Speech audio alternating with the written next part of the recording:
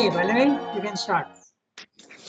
So To those, those, yes, to those who can act only on a rigid standard, to those who can feel only the human and not the divine values, this truth may seem to be a dangerous concession which is likely to destroy the very foundation of morality, confuse all conduct, and establish only chaos.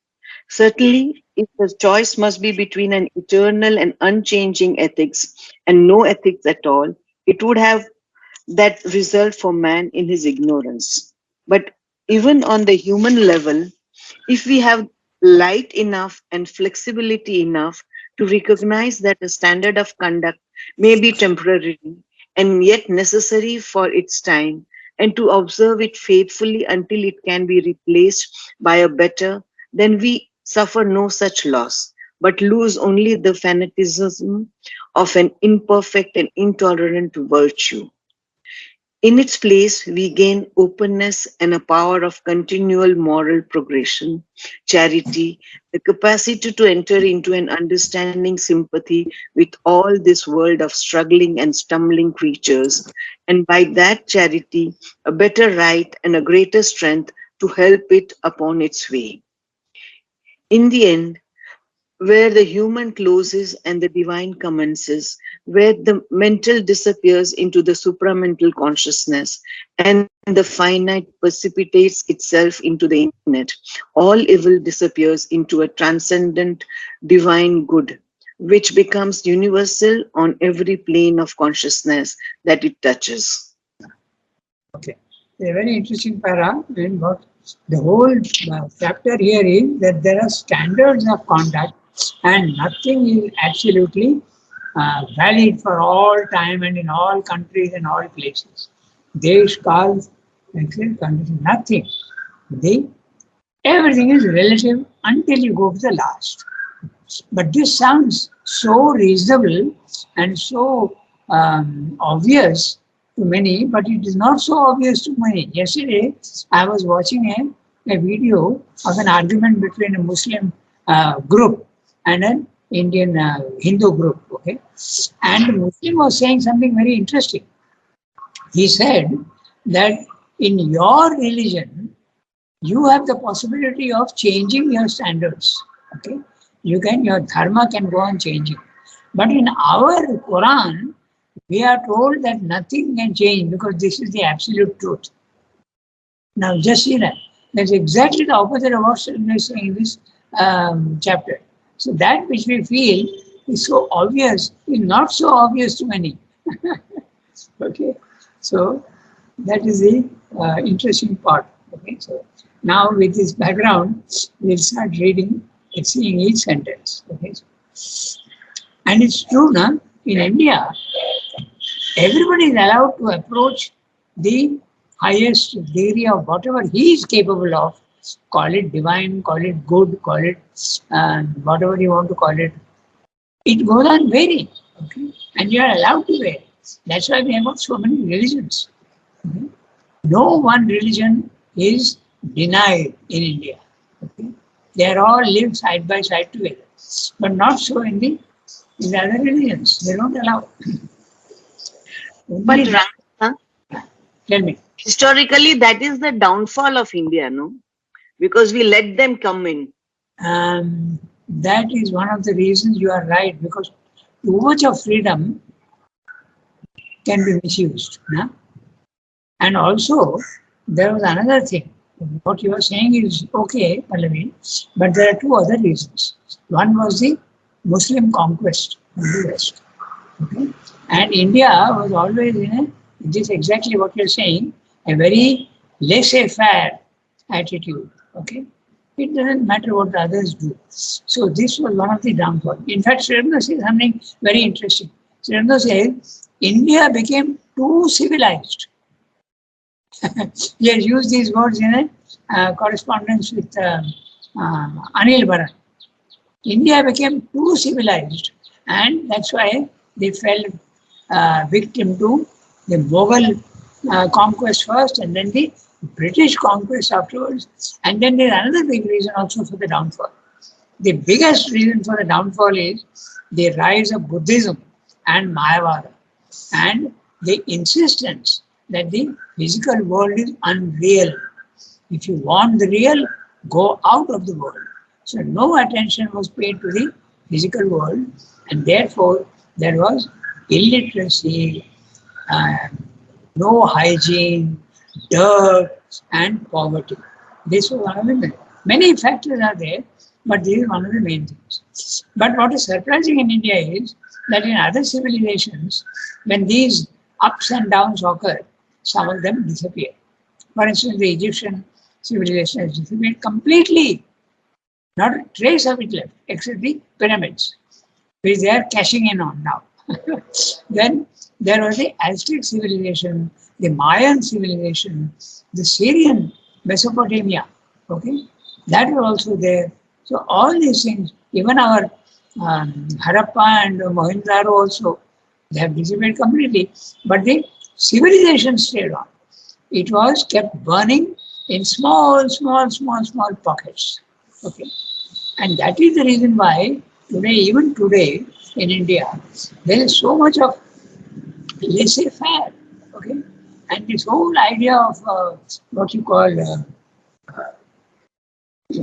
religious secularism. Okay, you are taking secularism to the extreme limit.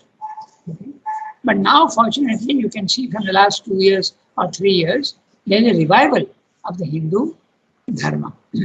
And let's hope that it continues.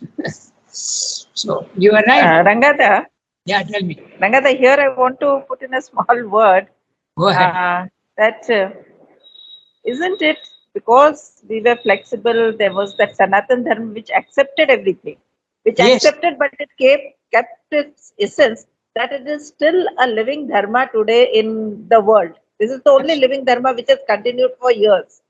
Maybe if we had been that rigid and we would have told we cannot change and all that, it would have gone like all the other dharmas. That is the uniqueness of Sanatana Dharma, I feel. I mean, I may be wrong, but I feel that uniqueness is because we allowed everything, but we didn't lose our essence, Yes. But it the was essence kept, of our dharma. but there was a big downfall in Indian civilization, and we became poor and we lost the But capacity to after think. each, as Sri Arvind says, each cycle goes down and then again comes with a leap higher. That's So right. I feel it that way, that whatever, though we lost, we got many things. We lost something. I mean, we can still say that we are in an upward, I mean, the progress is always there. That is why our Sanatan Dharma, what I'm not talking of Hindu Dharma as the outside thing, the essence which he talks of, that You are essence right. is still living and still practiced. Not only Yes. living, it is practiced in day to day life in some form of other by everybody. Yeah. As That's right. Sherwin tells, the conducts may be different, but all of us are living that Sanatan Dharma. It's not only in books or it is not only in somewhere, like which has gone or it is just history. It is something which is still living. I think because of the flexibility, because of the freedom, the flexibility, it is still alive. Or it would have been dead by now. I feel that way. I mean, I may be What wrong. And that is what I feel even in Sherwin's writing, that he's gone on in spite of all that in his old books in which we read, he has said that these cycles are necessary and like even in human cycle, he's talking of the cycles. Yeah. So I think this is a what to say, providence of the divine in which we are moving, and he has kept us alive. Actually, what you are saying is absolutely correct. But at the same time, you must remember that the Sanatana Dharma, okay, all forms become fossilized. And in India, we have many, the common man is following traditions which are fossilized. Okay, I'll just give you one or two examples. Okay, then you will understand. The real spirit has always been maintained in India in small pockets here and there. But what we call Sanatana Dharma is often misinterpreted as the traditional forms which don't change. I'll just give you one No, instance. Rangada, I'm not talking of that at all. I completely agree with what you are saying. Yeah, What I'm saying is the essence has been kept alive all these years. That is exactly what I'm telling. What you are saying, maybe my words have conveyed it wrong. I'm yeah, not talking of the fossilized kind. The yeah, essence has remained alive through all these years because probably we had the freedom. to go inside. If you Yeah, fall, also to rise. that's So there were people, there were pockets who rose, who could really live it, who could experience it and share it with us. So today we can read Sherwin and read of what 2000 years back. I mean, yes. I'm talking of that. I'm not talking of the fossilized farm. I absolutely agree with that, what you're saying. What you're saying is absolutely correct. But I'm just pointing out that it Ah, was kept in small pockets. And that was the main thing. It never died. And remember one thing, India is the only country in the world where the civilization is so old, 5,000, some people say even 10,000 years old, has not died. It is almost dying. Sri says something very interesting. He says that Hinduism, to me, he says in one letter, he says it's like, to me, it is like a huge temple, but which has got submerged, and only the top of it, only the crest of the temple is seen. The rest of it is all submerged. Okay? Because there was no capacity to think, and there was a big uh, downward fall, mainly. That is it. But the dharma, Sanatana dharma, was definitely maintained. That's true. Absolutely true. So I pointed out this changeability, which is there, is a very important thing. But that Muslim was saying that in our Quran, we are told that this is the absolute truth and we can't change it. It's the same in Christianity also. You can go to the divine only through Christ. If you are not Christian, you can't realize the divine, number one. Number two, they have got all these very rigid ideas that the world was created in so many days. It only goes back to 6,000 years or even less. Okay. So, rigidities are not there in the Indian true spirit of Sanatana Dharma. But the rigidities came in the public domain. Rigidities definitely came. Where you can see so many rigidities in Hinduism. Huh? So that's not what Archana is saying, and what she's saying is absolutely right. But the downfall also caused the rigidities. For instance, thinking that a young widow is a blot on your society and she is a bringer of ill luck. So send her away to Varanasi or the Shraddha ceremony. Nobody understands what the Shraddha ceremony is, and yet they continue to do that. Okay. Many people wear also the sacred thread around their on the shoulders and the torso, but they don't understand the significance of it. So all these things show also that there is a rigidity setting, but slowly now we are getting back to the right. And let us hope that even the public changes their views. Okay, so it's an interesting question. Okay, so Rangata, yeah, Rangata, yeah, what is? I have just a vague feeling about the Sanatana Dharma. Can you okay, say a little more? The kind of definition or the general thing about Sanatana Dharma? okay. So Sanatana means eternal. Hmm? And if your concept is about the eternal without rigidities, no, without rigidities, then it can be Sanatana. It can be eternal. But if you have rigidities and you say that it can be only this way, it can be only that way, then naturally it is not Sanatana because it's going to change. Evolution itself is the best proof that nothing is rigidly fixed and rigidly permanent. Evolution is there, na, and that's the proof. There are many ideas which are not satisfying in many religions, and that is the reason why people lose faith also. But in Sanatana means eternal. And if you are depending on the eternal, which is the in our Satchidananda, but there is no rigidity there. It is formless, it is infinite, it has no fixed forms. So this suggests the flexibility. You are allowing everyone to approach it in their own way. Okay, that is the Sanatana Dharma. And the Sanatana Dharma, as it is, the word dharma is also very interesting. Dharma means it's coming from the root dhri. Okay, It does not mean, as people often normally understand, that dharma is duty, dharma is religion. It is not. Dharma is the rules that are applicable, psychological and spiritual rules are applicable at every stage.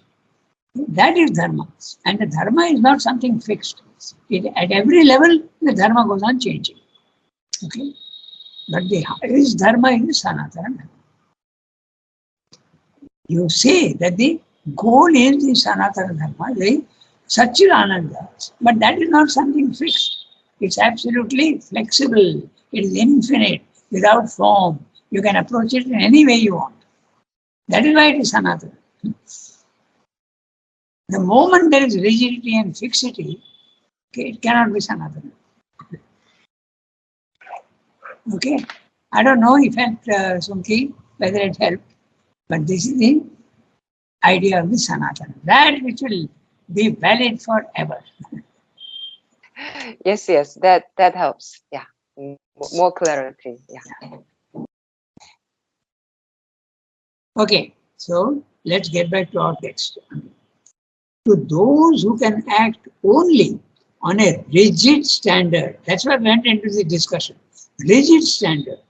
To those who can feel only the human and not the divine values, this truth may seem to be a dangerous conception which is likely to destroy the very foundation of morality, confuse all conduct, and establish only chaos. So, what is Swami referring to? He is referring to the fact that no moral standard is absolutely valid forever. Okay? This is what he's saying. Now, if you say that, people can completely misunderstand you and misquote you. And they'll say, oh, it is like that. I can't steal. So that means I am allowed to steal because there is nothing fixed. Yeah. I cannot murder anybody. You know, that also I am allowed to. So you will misapply the concept. That's what Swami is saying here. It may dangerous concession which is likely to destroy the very foundation of morality.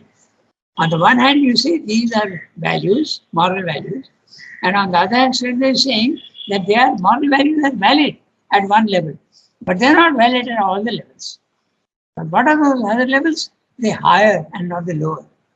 The lower you go, they remain valid, but the higher you go, they may change. Some of them may be retained, but some will definitely change. So this can be a dangerous conception and can destroy the very foundation of morality because of misinterpretation. It can confuse all conduct and establish only chaos. That is the reason why, even in the Gita, it says very clearly, don't give a superior standard of knowledge to one who is not at that level. Okay? It is not only useless, but it's also very dangerous because you will misapply. Okay? That famous story of the elephant Brahman and the Mahut Brahman illustrates this point, if you remember. Okay? But there's, it can be, the story is Ramakrishna's story. I think everybody knows it, but I'll just quickly, briefly tell you what the story is. The Guru told a Shishya, Guru told his disciple that everything is Brahman. Okay? In whatever degree and form, everything is Brahman. So he was going in the road one day and he said, this is wonderful. Let me apply that. But remember, he is not in a consciousness where everything is Brahman. It's only a mental idea. So he is going to misapply this idea. He is going in the road and there is an elephant which is in must. Must means it is in an excited condition. Elephants do get into an excited condition sometimes when they are in season. Okay, the season for reproduction.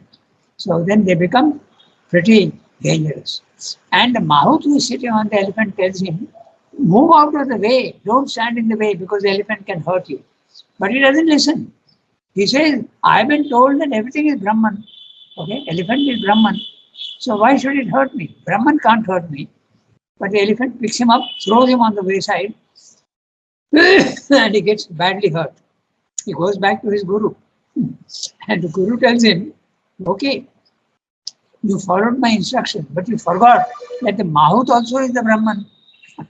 So that's the story. So misunderstanding the higher principles, if you give it to a person who is not yet mature enough to understand that, he will misapply. That's exactly what Sundar is saying here.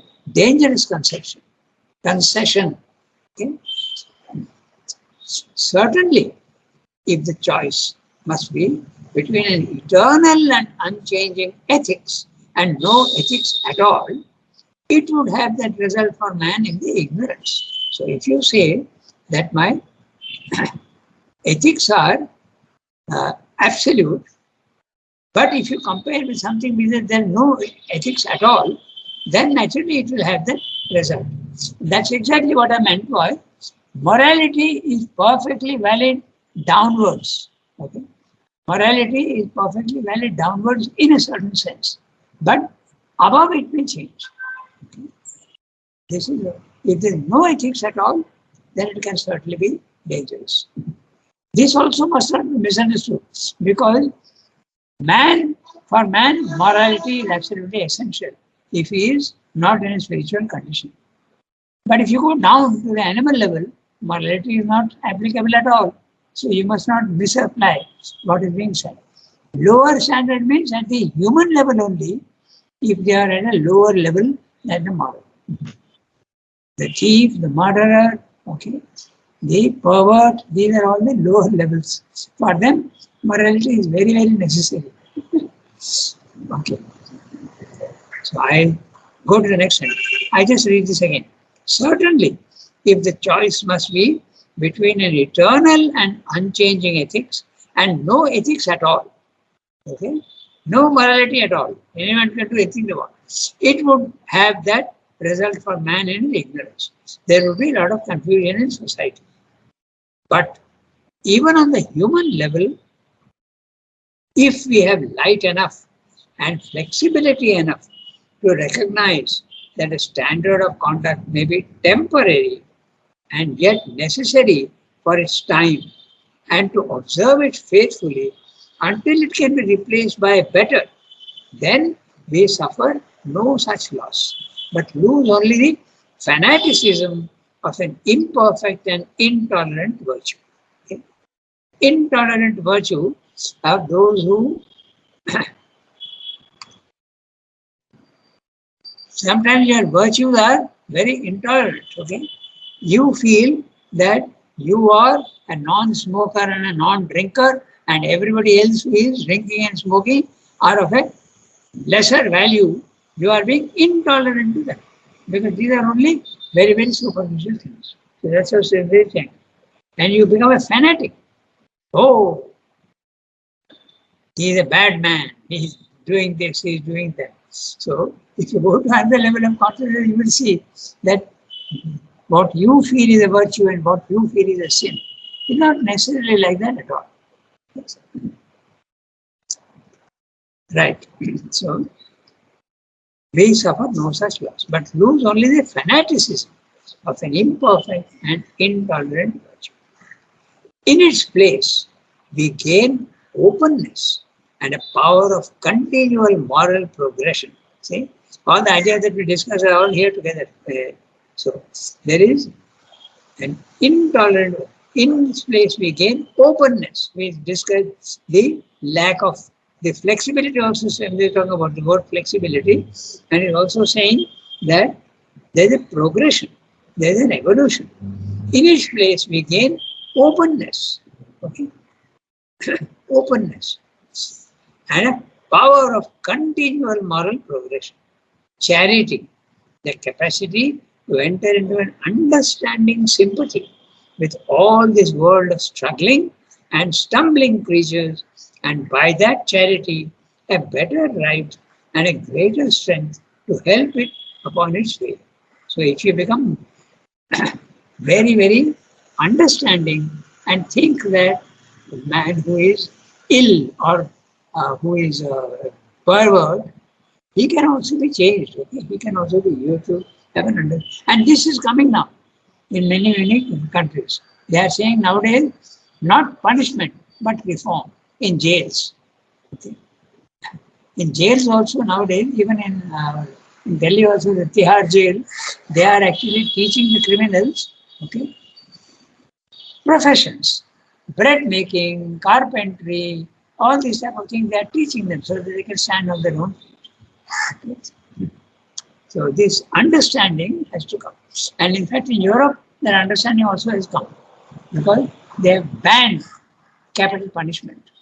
So there is more of an understanding. Okay. This idea of capital punishment is right or wrong is a only in two. It's very strange, but in the largest democracies of the world, okay, the two largest, America and India, the capital punishment is still valid. Okay, but in India it is used very, very rarely. Very rarely. We have understood that it needs reformation and change, but we have to be very, very careful. What happens to a serial murderer?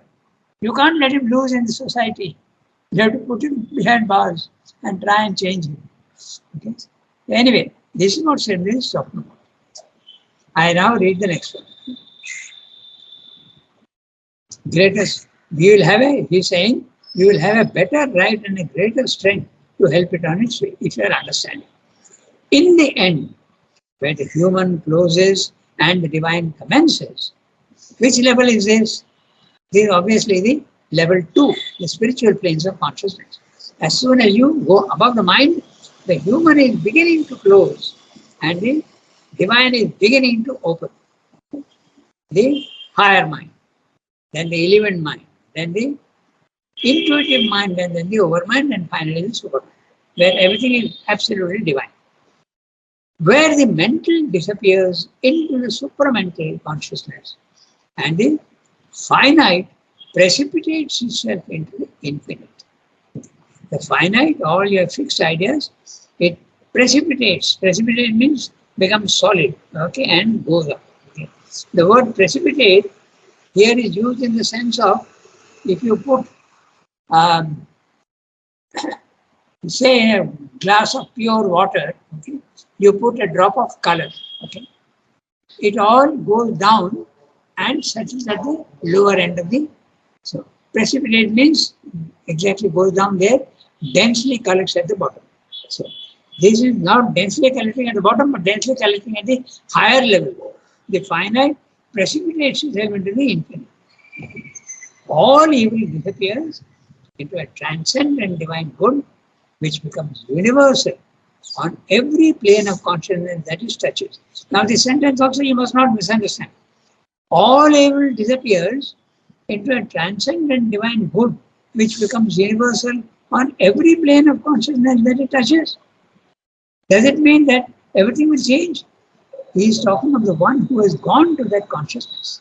The one individual with his human consciousness, when he goes to the divine consciousness, for him, the divine is there everywhere, even in those things which you feel is evil. He can only see good everywhere. And little distortion of the good, but the good is there everywhere. I go back to the 5th chapter of the Gita, where it says that the one who is a realized soul, okay, his view of the Brahmin, the wise man, the dog, and the elephant, and even the Pariya, or even the lower caste, he is Samadarshina. He is a Samadarshana. He has got absolutely an impartial look on them, and he is not making any judgment. So that's what Swami is saying here. That last sentence you have to understand in that way. The one who has understood and gone to the highest level, for him the divine is there everywhere. It doesn't mean to say that for us, those who are at a lower level, the divine is, we are seeing the divine everywhere. No. Okay, so that's it. Now we can go to the next para. This then stands fixed for us. Shall I read? Yes, you can. This then. This then stands fixed for us that all standards by which we may seek to govern our conduct are temporary, imperfect, and evolutionary attempts to represent to ourselves our stumbling mental progress in the universal self-realization towards which nature moves. But the divine manifestation cannot be bound by our little rules and fragile sanctities, for the consciousness behind it is too vast for these things. Once we have grasped this fact, disconcerting enough to the absolutism of our reason, we shall better be able to put in their right place in regard to each other the successive standards that govern the different stages in the growth of the individual and the collective march of mankind. At those general of them, we may cast a passing glance, for we have to see how they stand in relation to that other standardless spiritual and supramental mode of working for which yoga seeks and to which it moves by surrender of the individual to the divine will, and more effectively through his ascent by this surrender to the greater consciousness in which a certain identity with the dynamic eternal becomes possible. Not a very big para, quite a small para, but it's interesting what he's saying. So let's have a quick look. We have got just enough time, I think, to finish this para. This then stands fixed. Look at the word then. Huh? This is very interesting. So you always use the word then as a we may conclude. That's the implication. This then stands fixed for us that all standards by which we may seek to govern our conduct are only our temporary, imperfect and evolutive attempts to represent to ourselves our stumbling mental progress in the universal self-realization towards which nature moves. So nature is moving more and more towards perfection, but in a very, very slow manner. But the divine manifestation cannot be bound by our little rules and fragile sanctities. Now look at the word. For you, I don't smoke, I don't drink. Huh? But it's a very fragile sanctity. It's nothing so fantastically sanctimonious. There's the word sanctimonious, pretending to be very, very sacrosanct. Okay? Fragile, it's very fragile, your ideas. I don't drink, and you think yourself to be a great man, you don't drink. Okay, nothing. This is exactly what Sherdil said. Fragile sanctity. Look at the words. Sherdil's use of words is so interesting. Okay. So, it can easily be broken because someone who is, in fact, many of our yogis in India, when they are in cold climates, they take bhang and they take drugs also to keep themselves warm. Okay. So there's nothing. So it may be immoral, but it's not spiritually wrong. The wrongness comes from the attachment, not the action itself. That's an important point to keep in mind. For the consciousness behind it is too vast for these things. So all our little ideas that you shouldn't do this, you shouldn't do that, all no. Okay. But something also very interesting nowadays, okay, your dressing. Dressing also should be proper. But just look, okay. Raman Maharshi, no dress at all. Okay. In fact, even the Jains, okay, the Digambar Jains, not even a loincloth, okay. So, and sometimes there is a very high level of consciousness. So, this is the interesting but fragile sanctity. So they're using the word. But the divine manhood, yeah. There is one.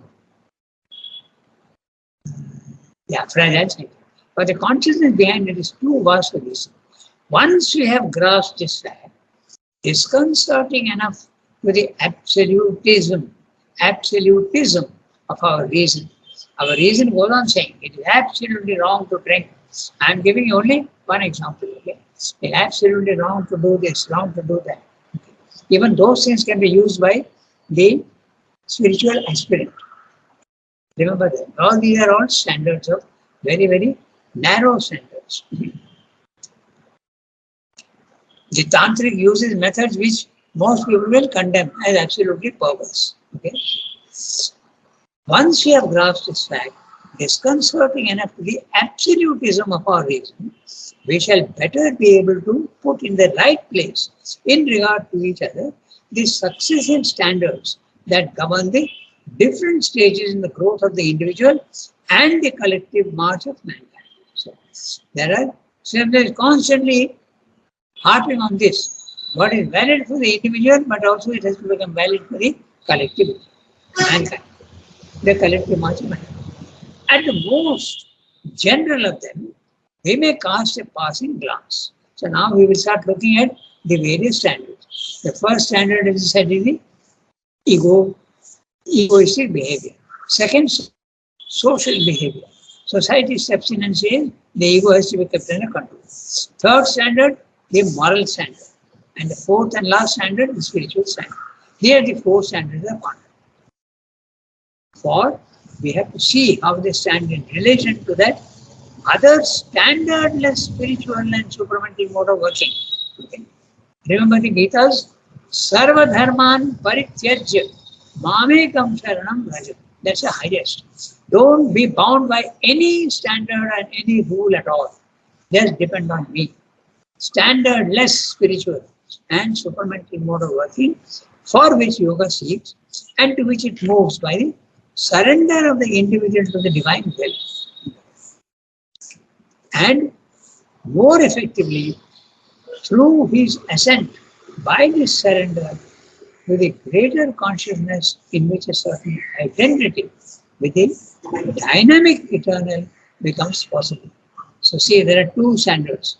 There is an identity with the eternal, but when Srimad uses the word dynamic eternal, he means the supermind, because the level 2 is not dynamic. You don't change your body, mind, life, you don't change. But when Srimad is saying dynamic eternal, he means the supermind, where the power to change even the lower, your body, mind, life also comes in. So that word dynamic, absolutely essential. Okay? Dynamic means you have the power. In the level 2, very often there is no power. Even if power is there, it is inadequate. Okay? So that's what he's saying. And we have come to the end of the para and we'll stop here today. So next time, these four standards, what they are, he will tell you. Okay. Very small, Merci beaucoup. very small para. One more. Thank you. Have a nice day. Thank you, Rangada. Thank you, Rangada. Thank you, Rangada. Okay, one more, everybody. Thank you, Ranganath.